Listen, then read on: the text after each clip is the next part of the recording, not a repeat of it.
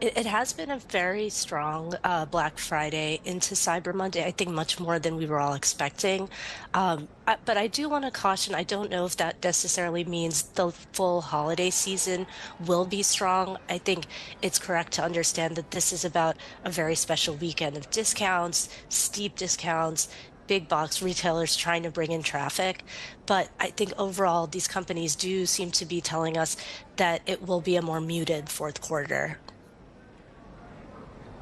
Indeed, and shoppers are more price sensitive now as well, right? Higher inflation, high interest rates, making for pretty tight budgets. Consumers also want to have experiences out of the pandemic. Are these all factors that are perhaps influencing sales in your view? That's absolutely right. And, student loans and interest rates and inflation. But despite all of that, I will say the consumer has really surprised us in the US this year.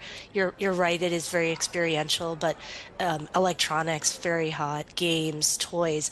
I would say some of the areas that are a little softer, home improvement, different apparel sectors.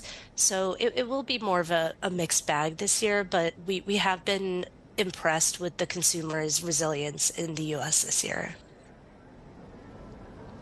And Diya, of course, the focus for the investor is what all of this means for the retail space. And I'm curious to get your take on this because some of your latest reports say this weakening macro backdrop is driving negative momentum in rating actions across the US retail portfolio. So where are we likely to see the bulk of that negative ratings action? Can you give us a preview on some of the things that you're watching and how it might ultimately impact some of these stocks that you cover?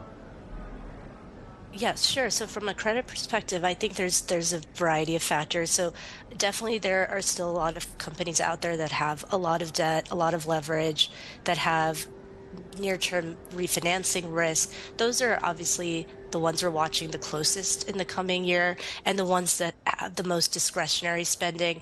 You don't need to buy more clothes necessarily or make further improvements to your house, but you do need food, you do need gas. So the most discretionary and the highest leverage will be the sort of top priority in terms of negative rating actions. From there, there's a wide range. Some subsectors are being hit harder than others. We've been keeping a close eye on department stores. We've been watching home improvement. But we do think the big box companies in America, Walmart, Target, those have been very resilient and have brought traffic even through sort of the ups and downs of the pandemic and after the